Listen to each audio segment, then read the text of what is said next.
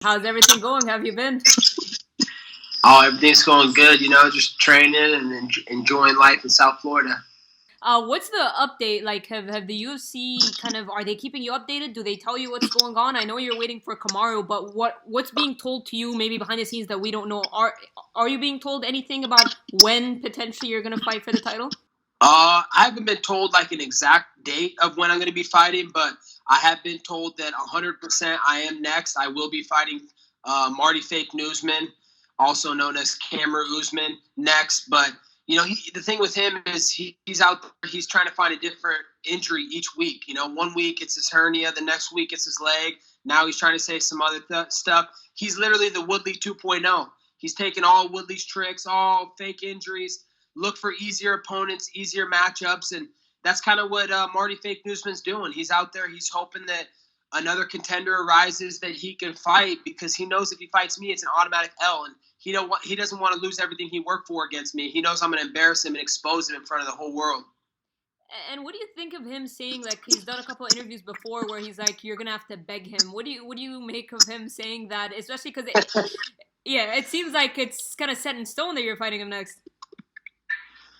Yeah, for sure. It is set in stone. He has no power. He's literally probably the most liked champion in the history of the sport. I mean, he's a number one contenders champion. He's got a Power Rangers belt, but no one likes him. He has no power. No one cares about him.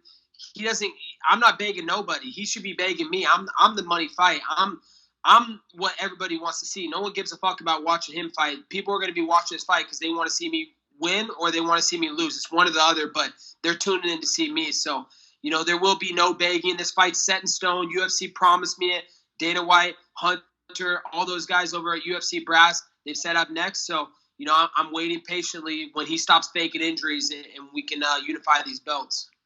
And he was going back and forth with Ben Askren yesterday. I don't know if you saw that on Twitter. Like, what are your thoughts on that? Because it seems like he's kind of targeting his talk. Like, I know Ben Askren's fighting your good friend Jorge Masvidal, but it kind of seems like he's putting his eyes on that matchup. What are your thoughts on his back and forth with Ben?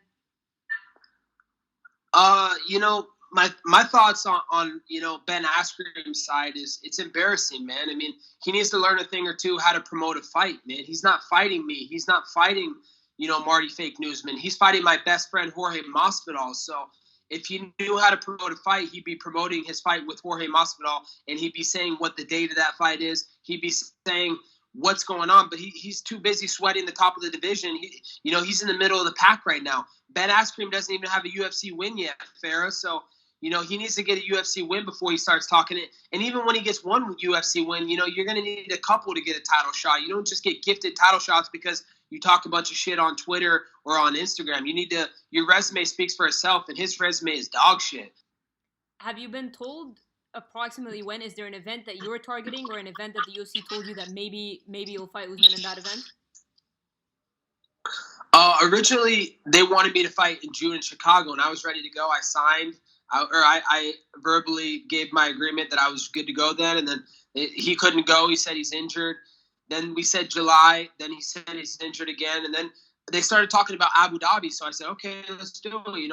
I'll go to another country. I've been, you fly me overseas. I fought all my fights in the UFC almost overseas, maybe one or two fights in America, but I was willing to go anywhere. It doesn't matter. I'll fight Marty Fake Newsman, in my backyard in Fort Lauderdale where he lives. I live here too. We live 20 miles apart. He used to talk about how we live 20 miles apart. Oh, I'm going to beat you up for the wrath of the immigrants. Oh, Colby, I dark out when I see Colby in a room. I'm going to kill him, blah, blah, blah.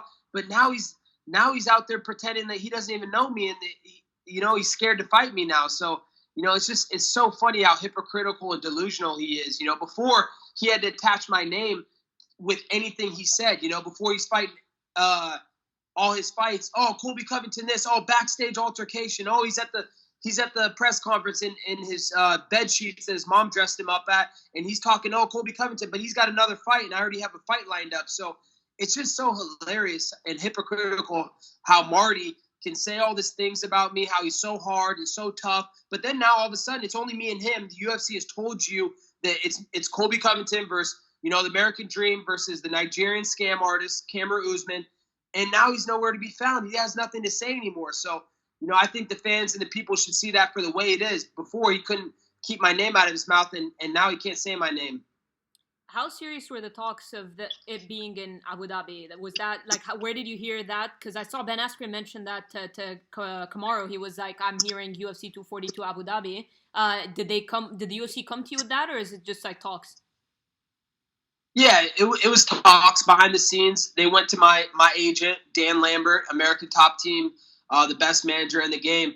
They went to Dan Lambert. They're like, hey, let's do an ATT versus versus Khabib and Usman showdown over in Abu Dhabi. And I agreed. I was willing to go there. But I think the thing with that is that Khabib versus my teammate Dustin Poirier, that kind of sells itself. So, you need to spread out the title fights because you have pay-per-views every month. So it didn't really make sense. As the best welterweight in the world, I don't discriminate who I'm going to fight. I'll fight anybody.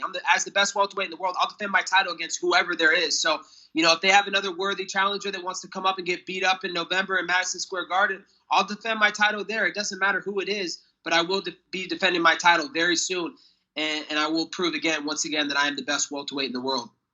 So the way you look at it, November, you want on that card. That's where you'd want to be.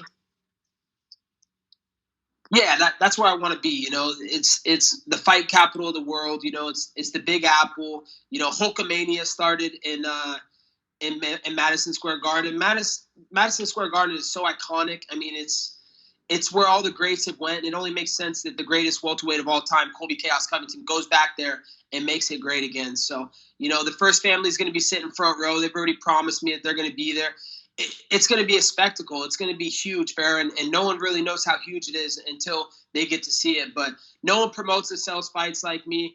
I'm going to bring the hype. I'm going to bring everything there is to it, and I'm going to back up everything I say because that's what I do every time. I tell you what I'm going to do, and I go out there and do it. I've never, ever not fulfilled my promises. So I'm expecting the UFC to fulfill their promise that I will unify my title, and I'll fulfill my promise that I'm the best welterweight in the world, and I'm going to leave Marty Fake Newsman in a pool of blood, and he will be stretchered away from the octagon.